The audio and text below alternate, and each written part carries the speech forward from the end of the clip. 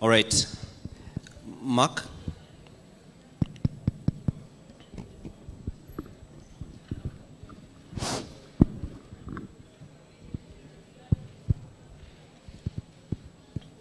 Good afternoon and welcome to this second session of the Nation Media Group's Higher Education and Career Fair, coming to you live from the Sarit Center in Westlands, Nairobi, county number 47.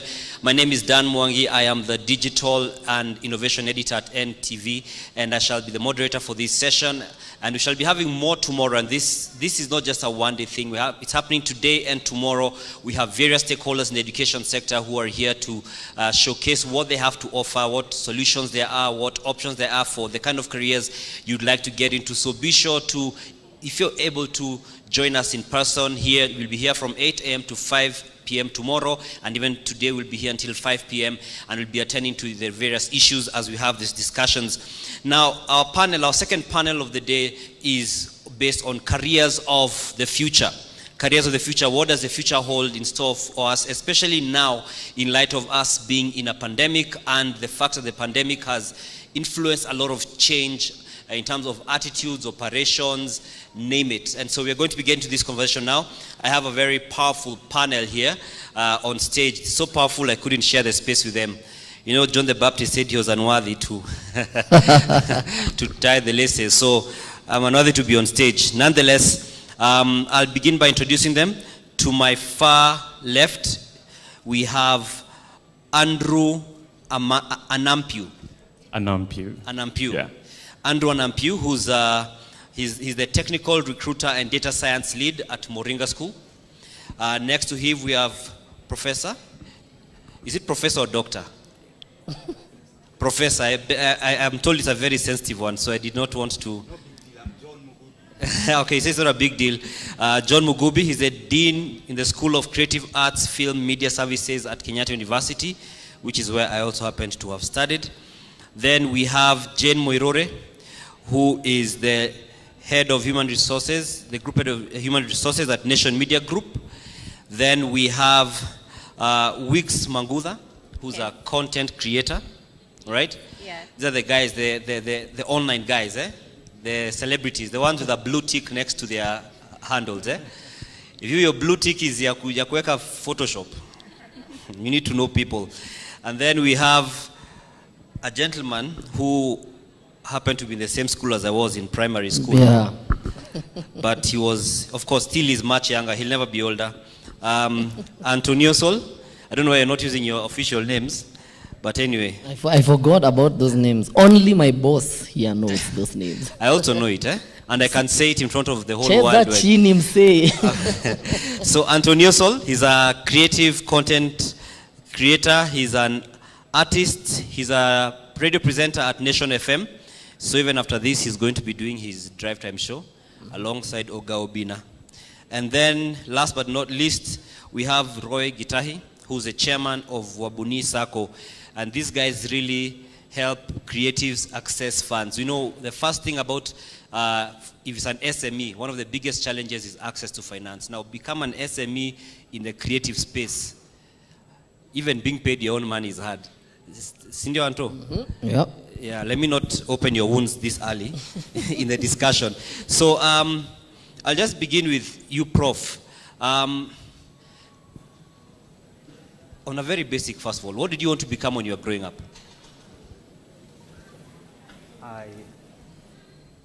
Is my mic okay? Yes, yeah. It's okay? I wanted to be a lawyer first and a musician second. And what are you now? I teach film and theater arts. I'm a lecturer of film and theater arts at Kenyatta University. So what changed? As you grow up, actually the focus changes.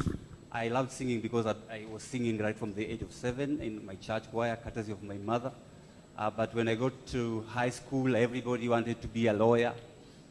Then probably God designed it. I missed law by a point and had to study what I'm teaching, right now. So you're passionate about it, or is it because you found yourself there? You're like, you know what? Let's just go ahead with it. Actually, yes, I'm very passionate. When I started, I didn't think that I would even finish the course. I didn't want to teach. I just wanted to make film or, end up as an administrator in some kind of production company. But during the holidays, when I was pursuing my undergraduates, I had opportunity to teach, and I just ended up loving teaching. So as soon as I finished my bachelor's, fortunately, I secured a scholarship immediately, and I pursued my master's and my PhD, and that is where we are right now. Good. I want the same question to go around, just to see what did you want to become and what are you now. I'll also include myself, just so you don't feel like I'm attacking you. So I'll take you there. Let's just tell us what you wanted to become, Andrew, and what you are now. Okay. I mean, granted, I'm fairly young. There's still things I want to become. But when I was younger, I think the narrative that was very real for me was being a pilot. Being a parent? A pilot. Oh, pilot. Oh, okay. I mean, Sorry. that too, but a pilot. That too, okay. But then I remember when I got to high school, my first year of high school, I interacted with the computer studies teacher, and I completely fell in love with computers. From what they can do to how you can, break them apart and then put them back together. And I think I'm still on that journey of discovering, even within computers, different places I can, have success in that. All right. Yeah. Jane, you lead humans. What did you want to become when you were younger? Actually, Yeah. I wanted to become a lawyer, like my friend here, but I missed the mark by not 1 point, by many points. Yeah. So I ended up doing Bachelor of Education. I enjoyed the course immensely, and I especially enjoyed my teaching practice because of interacting with young ones who are not so young then. We were almost, the age difference with the Form 4s then was not so many years, but I still ended up going to HR, and what I can say is that in retrospect, I'm still doing some form of law, of course. I hope my learned friends will pardon me. I'm not a learned friend, but I solve a lot of conflicts in the workplace as my role in HR. I adjudicate disciplinary decisions, and so I still do some form of law, and I enjoy what I do. So basically, that's what I had wanted to be, but All right. I still practice it. Good. Thank you very much. Wicks? Growing up, I wanted to be a successful artist. What this meant was I wanted to make money out of art. 2 degrees, 1 diploma down, changing of careers, did HR, changed, did business administration, didn't like it, then did management information systems, started pursuing it as a career, then COVID happened, and now I'm a content creator. Okay. What kind of content do you create? I do illustrations with anything that is within my reach. What that means is I use eggs, I use rice, I use anything. Yeah. Masks, shoes, yeah. Oh, interesting. Very good. Thank you. Anto? I gotta say, her Instagram page is really dope. She's got a lot of interesting stuff. So mine is quite interesting because I don't think anyone has ever asked me this question, even when we were doing the media tours. So my great-great-grandfather was a senior chief, and growing up, that was a story my dad told a lot of times. And then at around not 4 years, I was class 4, 11 years old, when I performed for the then president as a poet, I think I sort of got inclined to that political nature and just the idea of being a lawyer or a politician.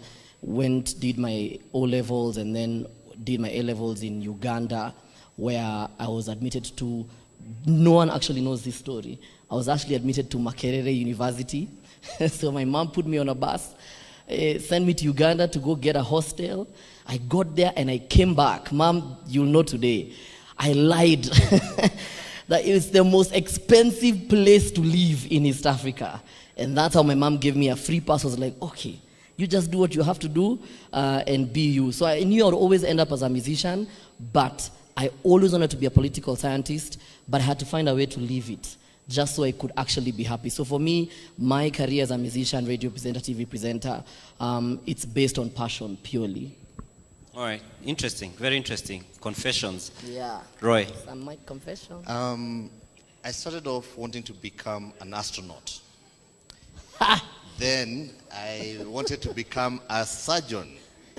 And then we met with a body called the National Examination Council that proved me wrong. Roy. So I ended up pursuing business administration and marketing. And then at one point, in fact, this is how it evolved, is that I was looking for a job. And then I asked myself, which are the fastest growing industries in Kenya? So I sat down. At the time it was shipping, it was advertising, and it was IT. So that time there were things called directories, big books that had got everybody's names in those. And I wrote to every IT company, every advertising agency, every shipping company. The first company to respond was A. It was called AdWest, was in IT. And of course, I continued in that line, joined Cisco Systems. But when I left, I asked myself, what do I really love doing? Art. So started a shop at in Lavington. And so that's where it started. That has evolved now to become a company that now deals with artists.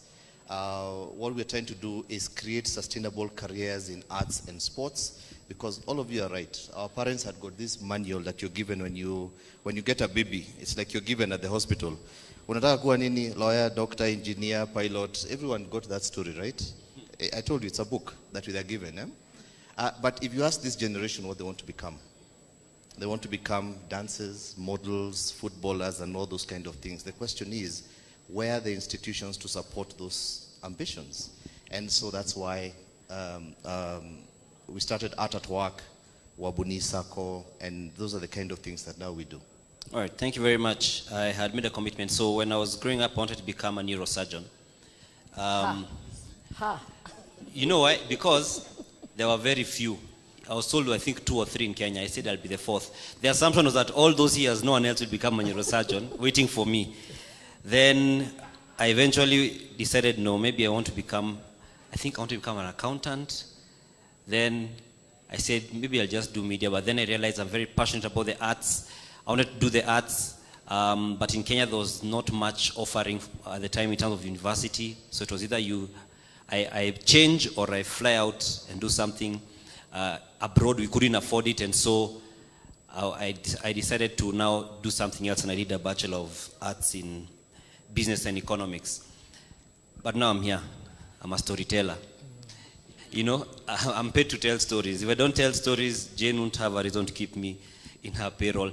So now, the sense of that is just to show how there is already like a subtle conditioning of what were the good jobs, the strong jobs, the promising ones, the ones that if you said what you are, if Wick says I'm a content creator, she's asked, so you don't have a, you'll be asked, so what's your real job? Yeah, you know? True.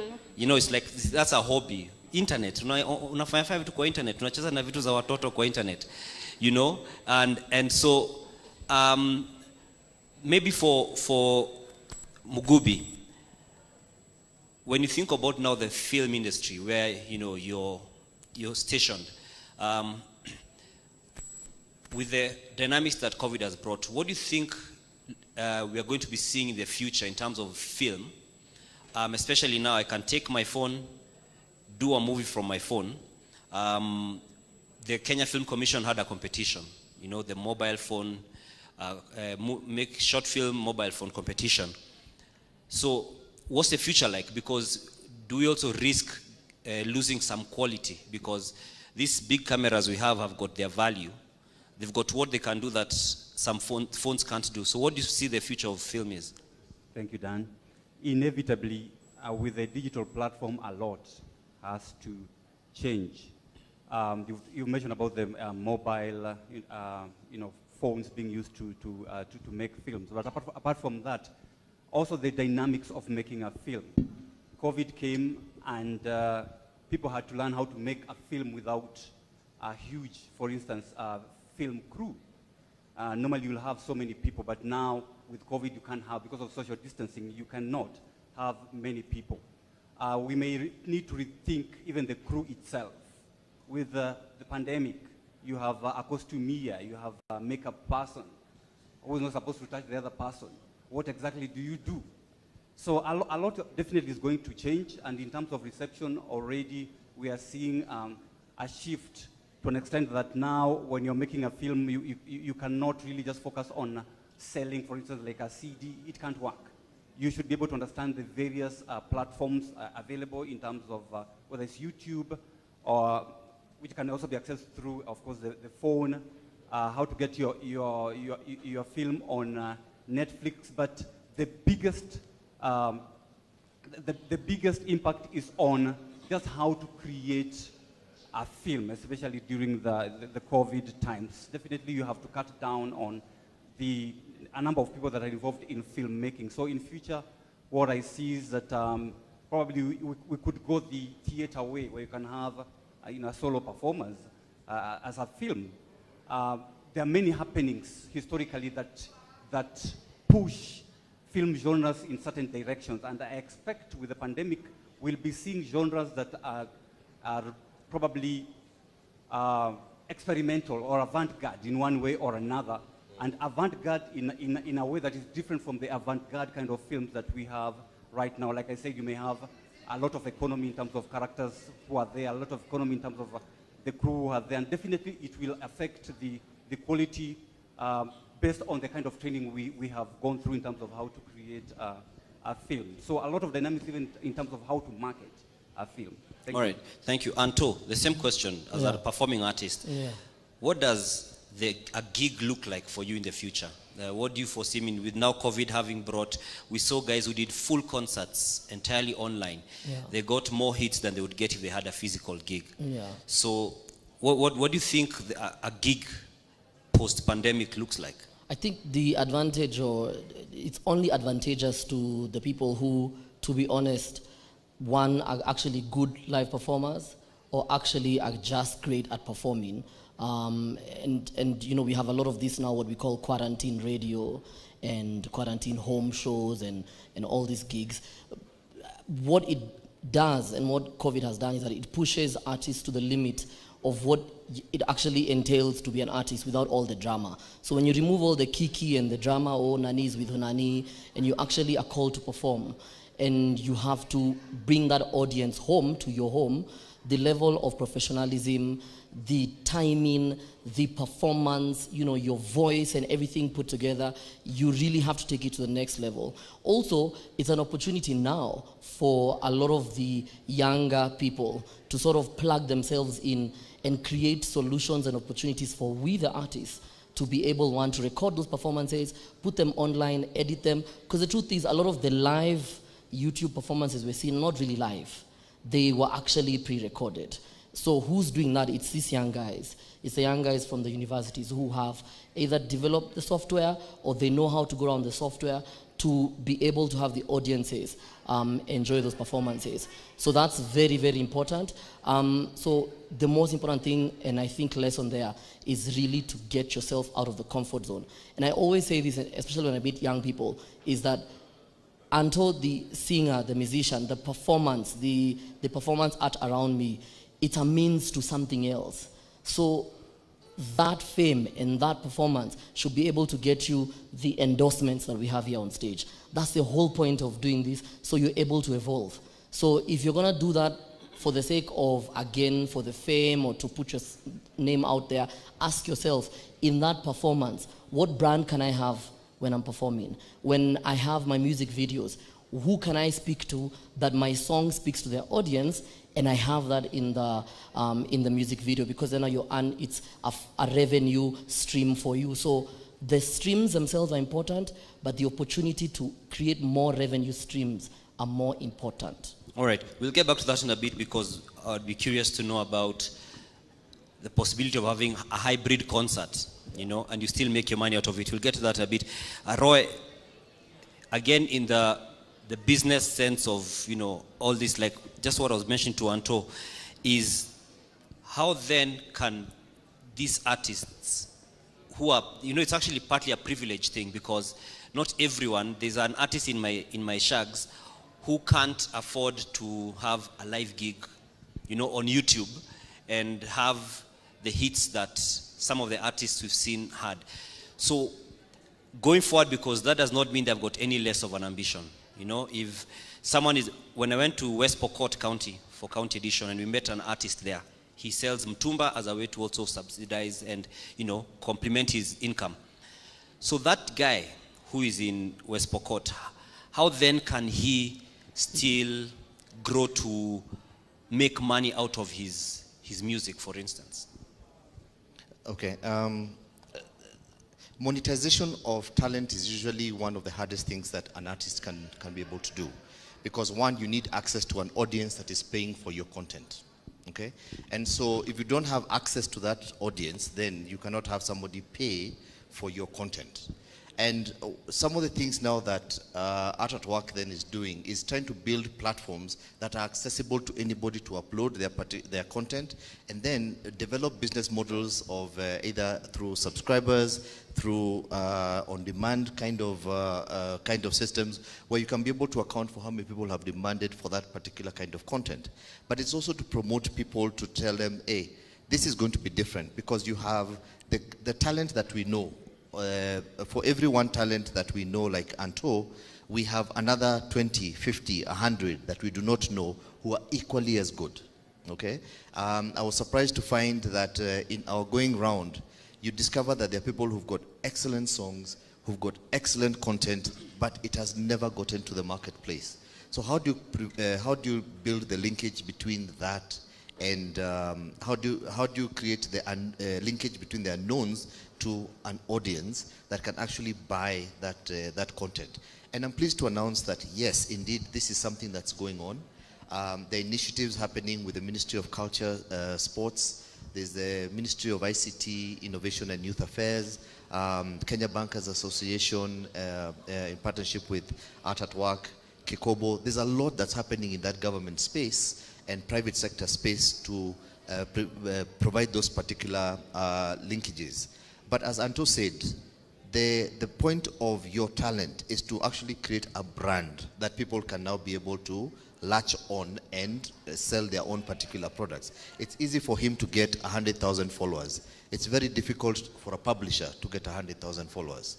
But the thing is, if they ride on him, then they can be able to get that. Then it's a service that he provides. So they're doing things like merchandising, endorsements, appearing for, lending their voices for voiceovers, for adverts. In fact, Nation Media is a creative company.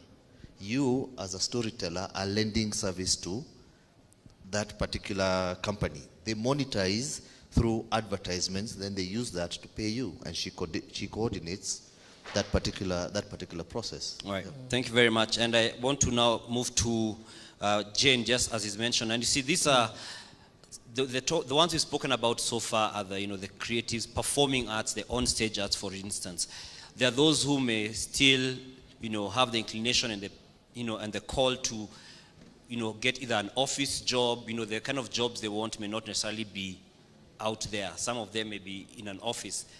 So, for the benefit especially of the young people who are here, what is it that employers are looking for? I think that's important because, especially in this day and age of social media, where if I look at someone's Instagram, I can't even scroll enough. I write you off if I was going to hire you, if at all. So maybe you could just tell us, and I think it's good you be very keen, the young guys, because some of you might go and delete some posts. Jane. Let him not scare you. I'm also on Instagram and I post, yeah? So we have to move with the time, Social media is good. You can post, but of course you avoid offensive posts, because your social media post is the trail of your personality, so to speak. And it is true, yes, employers do actually go and check. Sometimes you'll come for an interview, and you'll be asked to share your handles, your Twitter handle, and especially if you're coming and you're interviewing for, let's say, Dan's position, where we expect that for him to work for us, we also expect him to have some followings. So you can't also come and tell us that you're not on social media. When I joined Nation 8 years ago, during my interview, I'd come from Nestle, from a manufacturing background. I remember I was interviewed, and the question I was asked in that panel, towards the end, I was asked, are you on social media? And I thought that I was going to look very posh by telling them that, yeah, I'm too busy, I'm not on social media.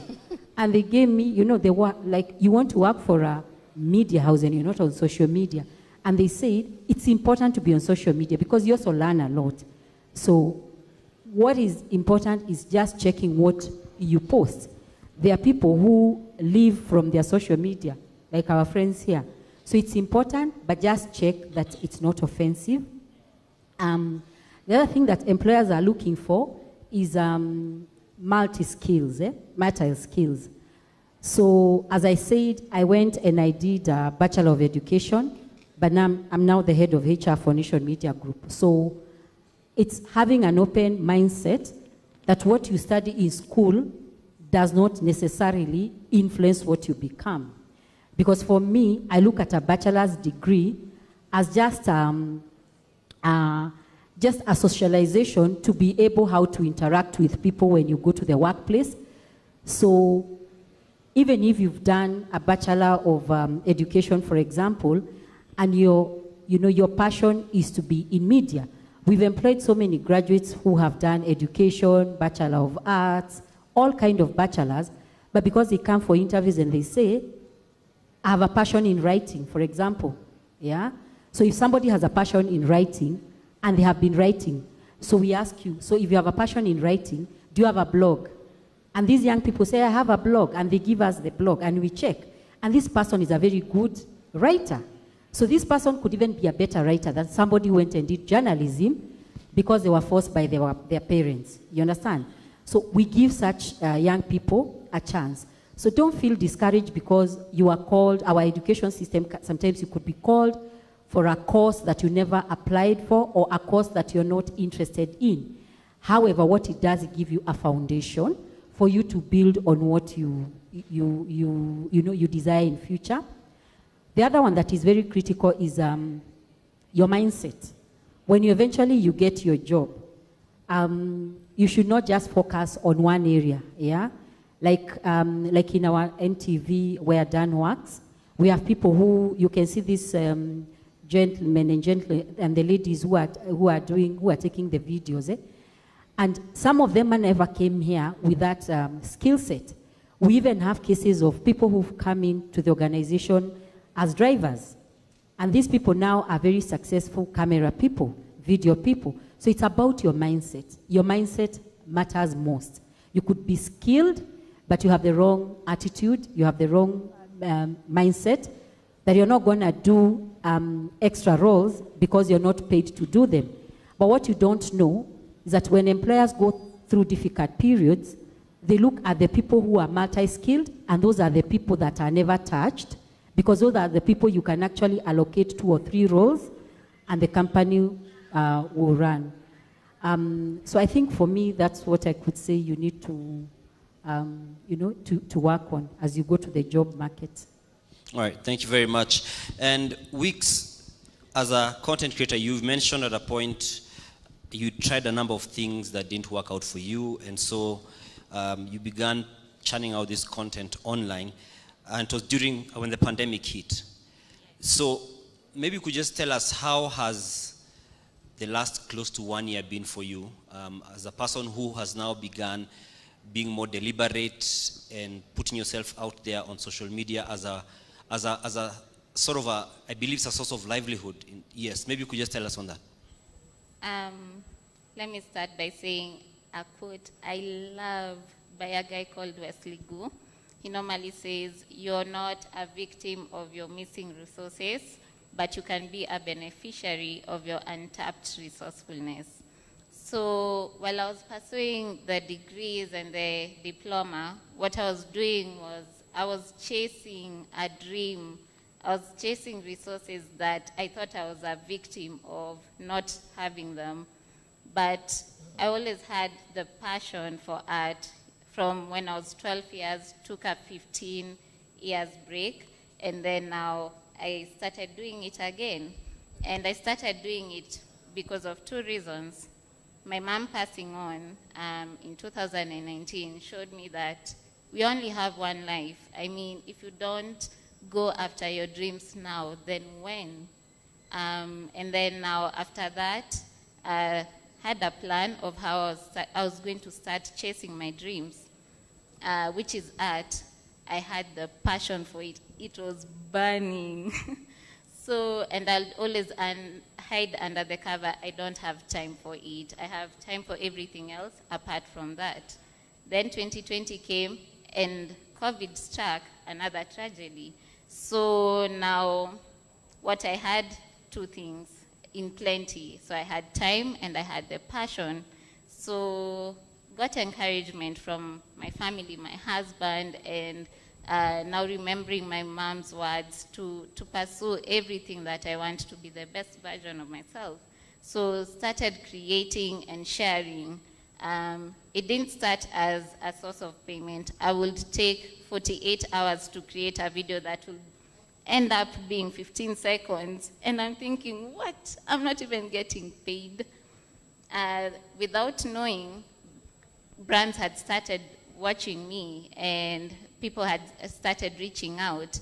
And to be quite honest, that's why I'm even here. So now it's now a source of payment. My advice, I know no one has asked me, but my advice will be... We're getting there, don't worry. My advice will be to the young people, don't be afraid to go after your dreams. And can we just stop comparing ourselves to other people? Because I mean, that's what social media does. It makes you compare yourself to other people and you think you're not any better. So stop comparing yourself, chase your dreams and share with the world. Because the minute you share, you never know who's watching. Yeah, so now it's a source of payment. Thank God. Thank you so much. Because with COVID, I really needed that.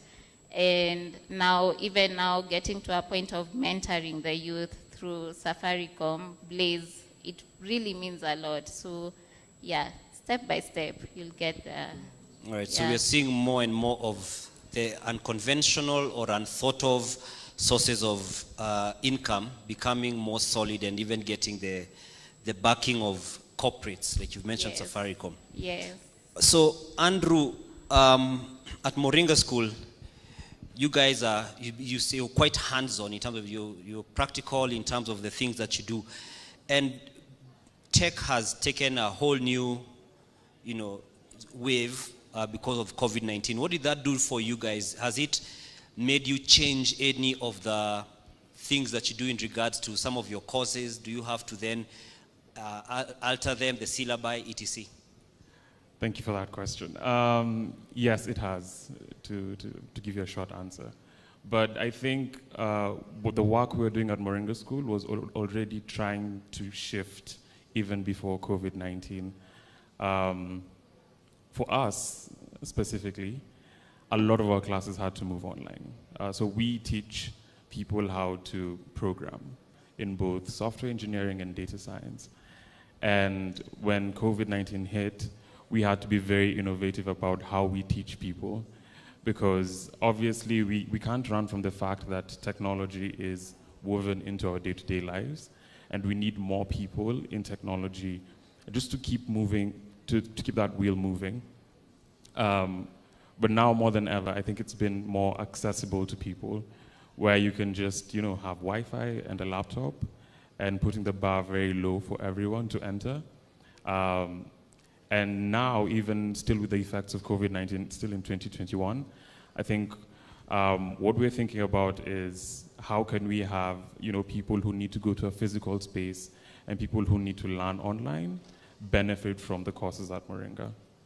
All right, I want to come back to Mugubi, somewhat linked to what I've asked him. Are we then now seeing you guys having to rethink the syllabus that you've already put in place? Because the same way technology made things change in the past, but now COVID came as a catalyst, and now are we already seeing efforts to adapt the syllabus to the reality and the new normal and going forward? Thanks, Dan. Yes, we are already adapting. Actually, at Kenyatta University, we started way back in, after COVID, of course, we were thrown off balance. Although we had a digital platform, it was only meant for distance learning students. And the modules available for that kind of learning were mostly for business courses. But the moment COVID came, we had to rethink other programs as well, ensuring that they're also on the digital platform. So from June last year all the way to December, we've been working on modules to upload online so that you can access a whole program, a whole course online. So currently we are teaching online. Of course, there's a challenge coming from a performing and creative arts, orientation. There is a challenge in terms of how we can teach the creative arts. If you are teaching piano, you're supposed to be next to the person. You press a key, and it's difficult. So we have gone for the blended kind of teaching, where students come to ensure that we have social distancing. Students come in shifts. Currently, as we speak, we only have the first years and fourth years, teaching them face-to-face, while the third years and second years, we are teaching them online. Then after 6 weeks, they exchange to ensure that also the practical component is catered for.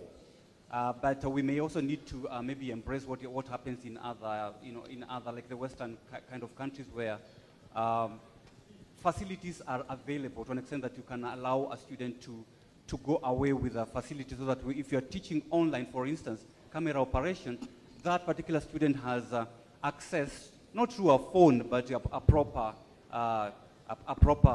camera. So the problem with COVID is that it has also exacerbated the what I may call the digital divide, in terms of those who have the technical, what I may call the technical haves and technical have-nots. Those who can be able to afford this equipment and afford internet. The divide is so clear, because we have students, majority of students in public universities come mostly from rural areas, where either you don't have electricity, or blackouts are in the norm, or what we call brownouts, in terms of restricted access to electricity. So we have to bridge that gap to ensure that we are not just educating students from middle class up and ignoring the others, but we have ensured that now all our programs, including medicine, whatever you can teach online, you teach online. That is what we are emphasizing. But what we have to teach practically, then we have to wait for the face-to-face. Yeah. I think just to add on to that, because it's something that really, it acts me up a lot. And I remember reading a certain article where, I've forgotten the name of the lady, but she's well known in Kenya, and she was talking about how, in Kenya we are very good with creating apps to solve solutions. For example, there could be an app that shows you where every road that has that's not tarmacked well is where it is, so showing you how to avoid it, but not really dealing with the fact that we have all those roads that have the problems. And just to amplify what you're saying, when you think about the digital divide, even this conversation, we have to really decentralize the resources that we have for the Nairobi-esque people, because one of the things I always tell, especially when people think, oh, they're about to make it, Nairobi is not Kenya. And every idea or solution that you have, or problem solver, amazing idea you have, always think of outside of Nairobi, outside the peripheries of Nairobi. What happens to those younger people? And with the digital divide, I don't know who's to be challenged, whether it's the schools, whether it is the government, or whether it's ourselves, to really create these technological advancements for the people outside of Nairobi. Because you cannot talk, because now we'll have a scenario where the Wixes of this generation and the Antonio Souls we're in this for 40 years and constantly talking about being successful, when all a younger person in West Pokot, they can think about being is, I want to be a pilot. So they're stuck in, I want to be a pilot. Well, the kid in Nairobi, that's no longer the conversation they're having. They're talking about, for example, for me, I think one of the biggest things that's going to be big in Kenya is esports and e-gaming. How is a kid in Marakwet going to be able to play in the international field when they cannot have a PS4? And I'm not saying take PS4s all over the country, but I mean, it's an opportunity for someone in Nairobi, so why can't it be an opportunity for someone in Marakwet because of the internet? We talk about M-Pesa, we talk about all these apps, and we talk about Kenya being technologically advanced, but when we think about the future of technology in Kenya, I think we should change that conversation, because it is, Nairobi is technologically advanced, not Kenya. Well, here's a fair point. Nairobi and a few other cities and towns, but you go to some places, like I was saying in the morning session, we've gone to some counties for county edition, and to send your story to Nairobi, you have to go to a specific place just to get internet to send the story. And the internet you get could take you 40 minutes to send less than a GB, but in Nairobi it would have taken you 3 minutes. Can I comment on that? I hear you. But the thing is, if you look at advancements that have been done in ICT, you look at internet penetration, you look at the number of people now who are online, that number has been growing, okay? The only thing so one thing we have is access. The question is, how do we now link the content that is being created by these young people to a market where they can actually monetize that? So it's not about the technology. If you look at the Communications Authority's Q1 report 2020-2021, they'll tell you that between July when Lipa Mdogodogo was started to now, they already have got 2.8 million SIM cards that have been done. I mean, that's a 6-month period. Why? People are changing from Mulika Mwizis to smartphones, okay? And that's going to continue because people are now missing out on social media. If you look at other numbers, like how big this industry is supposed to be of entertainment and arts, you're talking about, according to a PwC report, it's 360 billion Kenya shillings. But we are not seeing that trickle down to the people who create the content. What we are now seeing is the companies that are announcing huge profits. Well, media companies and those other people announcing profits, yet the people who created the content that is making them successful, there's something there. Yeah. And of course, we get into this controversy of our broadcasters now paying CMOs for the content that they're using so that the content users can actually be paid. So it's a structure problem that is being worked on as we speak. If everybody plays their role, we are confident as at work that we should be able to see this becoming sustainable careers starting this year. The day before yesterday, I was talking to the Kenya Bankers Association. And the thing is, they're all interested in how do we tap into this market? We know people make money. We know people, but what do they need in terms of financing? And we walked them through that process. I'm optimistic that it will turn out well. So there are now efforts that are being done and they're being put in place for this now to become careers. Nairobi is not Kenya. I mean, well, Nairobi is Kenya, sorry. It's the rest of the country that sounds like there's no progress getting to that particular point. But that is not also true. Okay, that's not also true.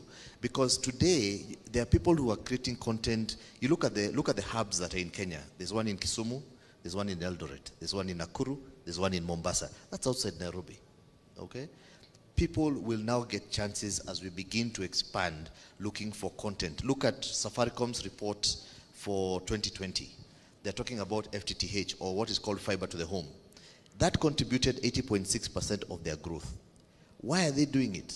Because they want to give content out there.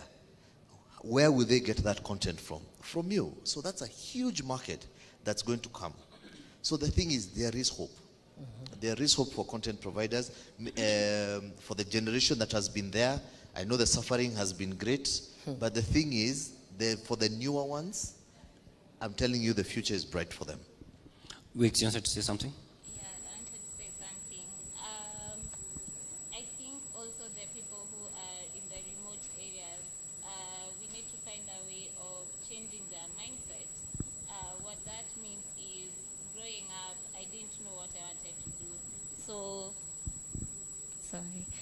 Growing up, I didn't know what I wanted to do. All I knew is I wanted to be an artist, but I didn't know how to get there. So I settled for what I'll see everyone else doing, especially in the movies. So we need to change their mindsets and let them know you can be anything you want to be. It starts there, because as much as, even if they share their content and they don't believe in themselves, then there's nothing they are doing. Also, I wanted to talk about the history of how careers started. In the 19th century, you didn't need qualifications or skills to do the job here. Then we evolved, where the industrial era, people started moving into big cities, and that is how the personality test came to be, so that you can be matched to the right job, And then now, after World War II, now that's where corporations started emerging, and we'll see middle class, bureaucracy, all these things.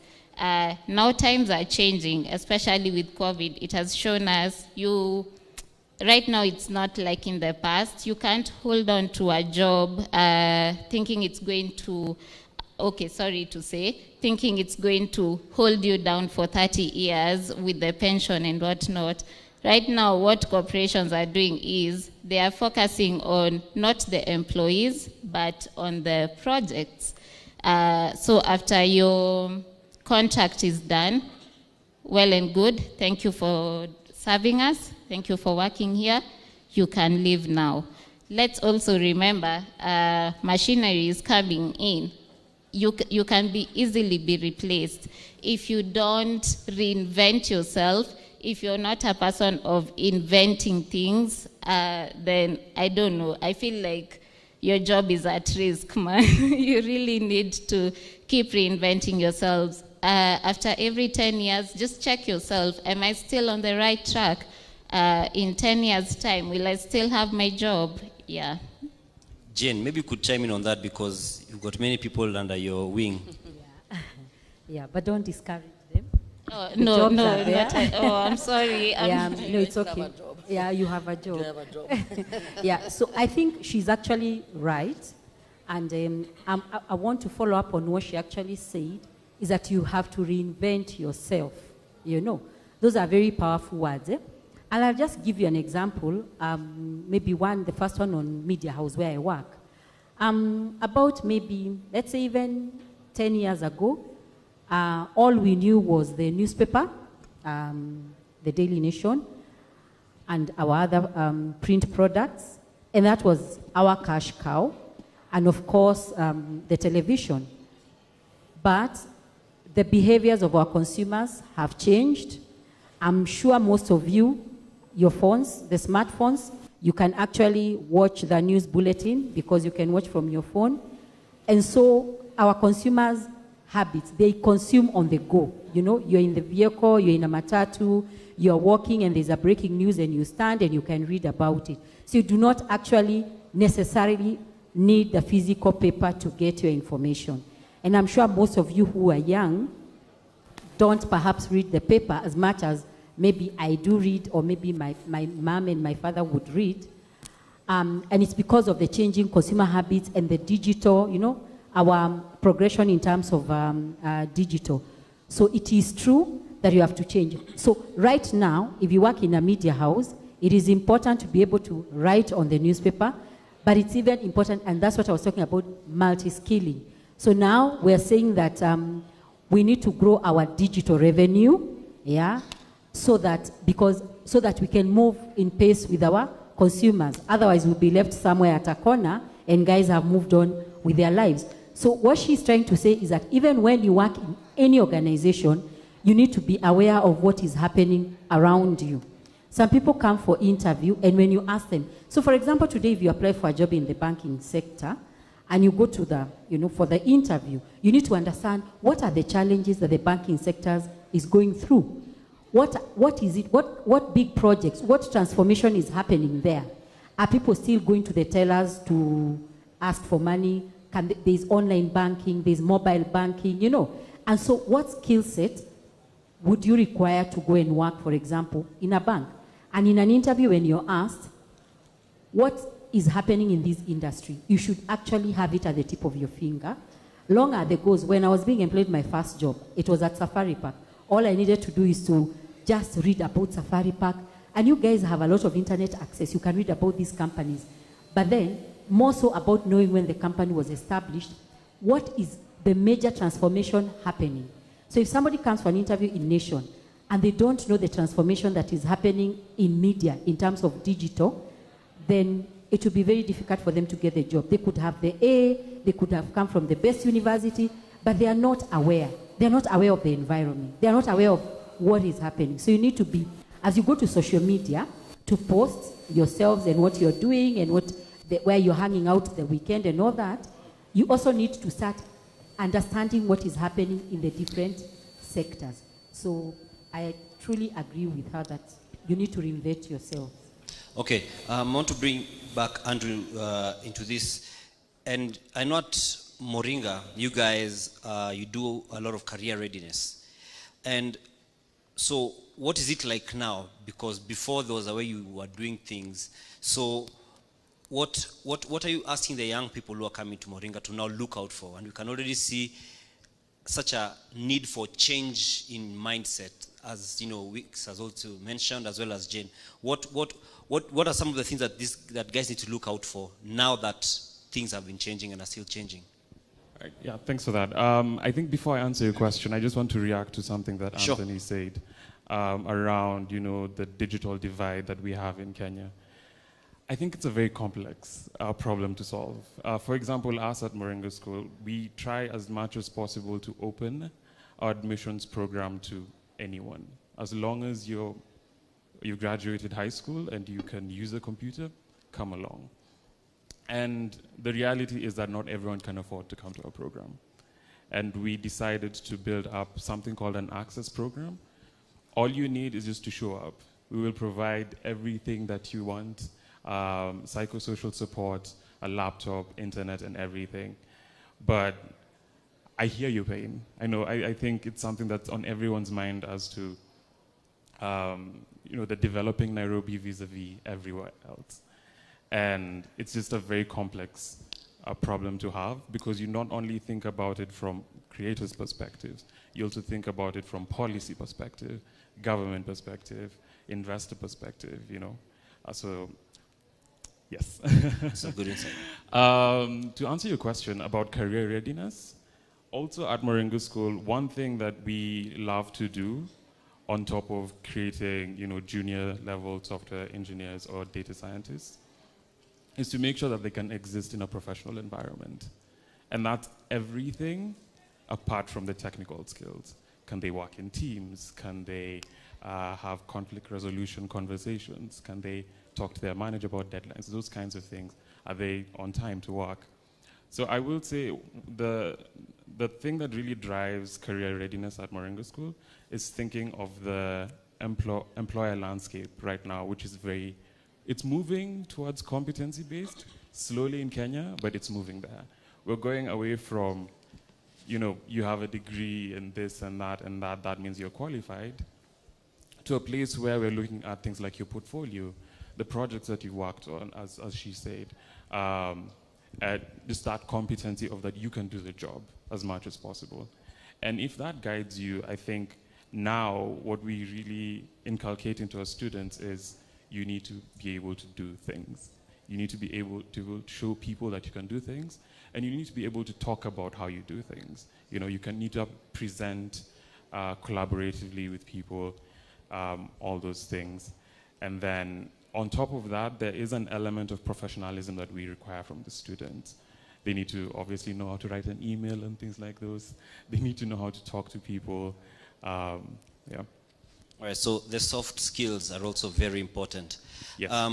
I'd like us to just do a quick round of closing remarks because time is far much gone, but as you'd expect, this is not a conversation that can be knocked off in such a short time, but at least even I just standing here, I've already gained a lot. I'm challenged, like get off the comfort seat and move, you know? And like he was saying when he was responding to Anto that some of these things are so multifaceted and you can't control all elements. So work on what you can, do your part, so that if there's anyone to blame, you're like, I did my part. So I'll just begin with Roy briefly. If you could just do a closing, maybe I'd like you to just lean towards, you said you even spoke to the Bankers Association. Are these guys at a place where they're willing to actually invest in creatives? Because I know of a photographer who told me once he went to use his camera as collateral and they refused. A few months later, he won a Commonwealth Award. They're like, oh, who is that guy? He's the one you ignored, you know? And so are we at a place where we are seeing financiers being more open realistically, not just in a boardroom meeting, but also the point of signing off something? Okay. One, I am pleased to announce, yes, they are at the point of signing. And the reason is because there's a lot of education that has to go into that kind of process. The thing is, banks don't work the way we work. The thing is, we have to conform to the way they work. And the thing is, which means it's a lot of discipline, a lot of structures. If you ask many artists today, do they have books of accounts? Can they be able to account for the money that they have actually earned? They don't. So how is the bank supposed to evaluate whether you're suitable for lending or not? So the thing is, those are some of the things that have to be done: financial literacy, business education, and all those kind of things. Number two, you also need an ecosystem to be able to survive. That in case what is happening, who are the people who will support that? Is media willing to buy? Because government has put in the policies. It has said, under the broadcasting guidelines, it has said that 60% of your content must be local. How many people have actually conformed to that? How many media houses have conformed to that? The thing is, what they're trying to do is get away. I'm not talking about anybody in particular, but I'm saying they are now using news and adverts as part of the local content. That is not local content. It's Anto, it's Wix. You know, it's those people who are doing those kind of things. That's the local content that needs to be enforced. So government has done its part.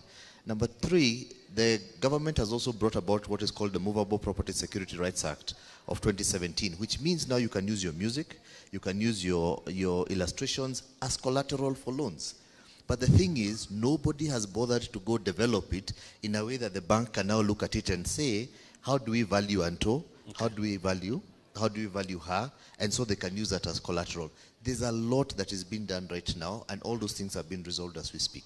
All right, thank you very much. That's a lot about being informed. Anto, briefly? You okay? So I was at a conference in Dar es Salaam, and it was about the securitization of intellectual property.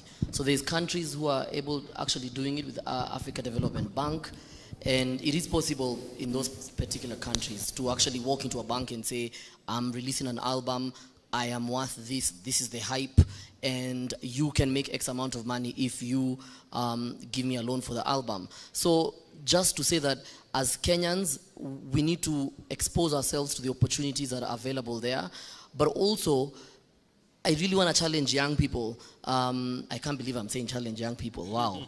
So I'm growing old. So I really want to challenge us to think of, to go the extra mile and completely go against the grain. I think everybody wants to be a Wix, everybody wants to be an Anto, everybody wants to be Dan Mwangi, everybody wants to create, everybody wants to hold that camera, everybody wants the glamour. But there are all these opportunities that are actually available for you in terms of how are you a part of the ecosystem and what value do you bring. And change is inevitable. Evolution is a must. We really have to tell ourselves that this is changing, but also ask yourself this question. When everything is removed from your life, everything that you use, whether it's your phone, your TV, whether it's your media outlet, whether it's whatever station you listen to or watch to, when all of that is removed, what value do you bring into this space that we are here? What value do you bring, and how can you get skills to be able to bring that value? And lastly, to say that e-gaming is something that a lot of Kenyans are really ignoring. I don't even know how to play PS4, but I am telling you, if you have the skill, the will, and the intention, please understand about e-gaming, because it's the future and it's changing the lives of young people. So be smart. Yeah. Thank you, Anthony, speaking to the young people. Imagine. Wix, briefly. My parting shot will be, let's not be fooled. Everybody works hard to be where they are. You worked hard, they worked hard. I mean, and it's continuously dreaming.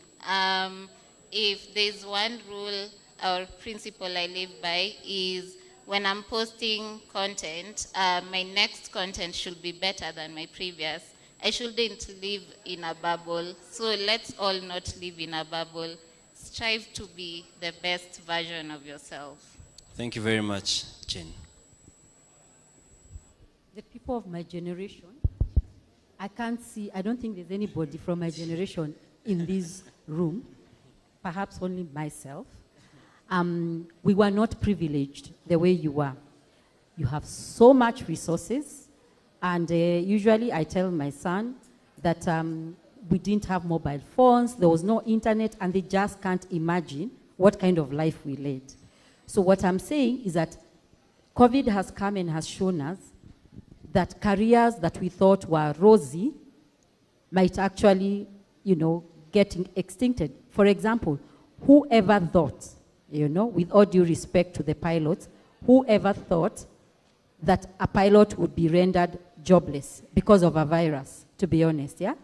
While the matatu driver is still driving. And that tells you all jobs are important. There's no job that is more superior than the other. So my parting shot is this. You have a lot of resources. You have so many options of careers, especially the online, the content. Those were things we didn't have in our generation. So it's just to challenge you that what you need to do is that use that social media to get exposed, to find out what you're interested in, and go for it. And remember, and I always tell people, if you're seated here and you're doing a diploma or you're in a technical college, those are the people actually who come and do a fantastic job in the organization. You don't have to have a degree. It is your attitude, it is your passion, and it is your skills that you have. So don't be discouraged. You have a lot of opportunities. Thank you. Thank you. Mugubi, briefly, kindly. Yeah. Yeah. Just to echo what my colleagues have said, there are plenty of opportunities on the digital platform from our experience. Sorry about that. From our experience, when we are shifting to the digital platform, we notice that actually there are plenty of opportunities on the digital platform, especially when it comes to resources for teaching. Creating that content is not there. For instance, I'm teaching film. Giving examples when it comes to activities. I only have to use like American films, because you go online, there are very few Kenyan films. Some of our filmmakers keep, some of whatever they produce to themselves.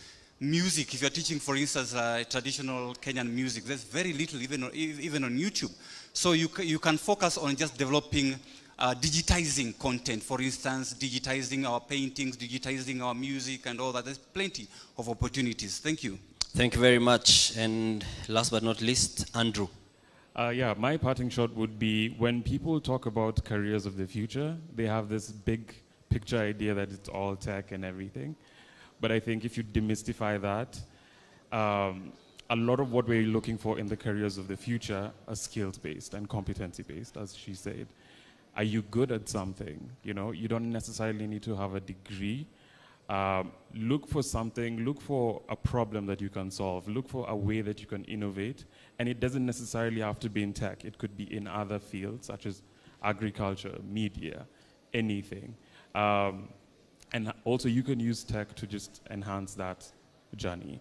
So when you think about the careers of the future, tech is not the only career of the future. There are so many other things to do as much as possible. And I think my other idea would be to focus heavily on competency. Focus on the things that you like to do, focus on the things that you're good at doing, and then see how to leverage that for the employment environment. Thank you very much. That's a very insightful session, to be honest. And I just want to point out that we are not saying if you want to become a doctor, don't become a doctor. We'll end up being a bunch of sick artists with no one to treat us, no engineers to make an ambulance. We'll just die on stage. So, like they've said, go for what you're passionate about. Follow your heart.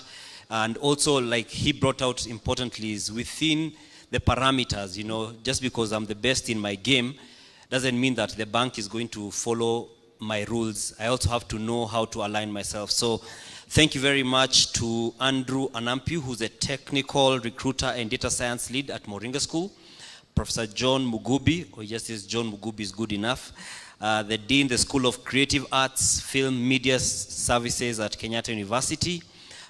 Jane Muirore, who's the head of Human Resources at the Nation Media Group. We have Wix Mangudha, who's a content creator, and I actually went to look at her Instagram page. I'm going to follow you, just wait. It looks very interesting. Yeah, I don't know where you've been hiding. And then Antonio Sol, he's a creative content creator and artist, radio presenter at Nation FM. And we have Roy Gitahi, who's the chairman of Wabuni Sacco, and he's also the CEO of Art at Work, right? So thank you very much for joining us on this live stream. We'll be having more conversations on this in regards to ensuring that you can be successful as a young person, especially in light of COVID-19 and despite the pandemic. Thanks for joining us. My name is Dan Mwangi. We'll be having more conversations here tomorrow. If you can come here in person, you can be here from 8 to 5, a lot of value to get.